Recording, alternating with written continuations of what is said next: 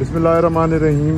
ये सड़क आप देखें, ये और इस तरफ ये पब्लिक की गाड़ियाँ, आम गाड़ियाँ जा रही हैं। ये सड़क देखिएगा और इस तरफ भी ये जा रही है। अभी मैं गाड़ी में बैठकर आपको बताऊंगा कि ये सड़क कहाँ तक जाती है और शुरू कहाँ से होती है और कहाँ तक ये जाती है।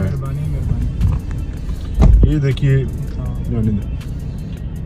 ये है जी वो सड़क जो खान साहब ने तोशाखाना के तहाइफ लेकर बनवाई थी और पब्लिक के लिए ये सड़क है।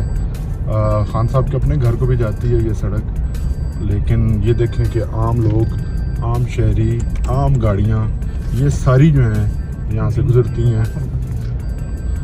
ये ग्रीन बनी गाला और अपर बनी गाला का कनेक्टिंग मेन रोड है जो तोशाखाना के तहाइफ हासिल किए थे खान साहब ने, वो बेचकर ये बनाई गई थी।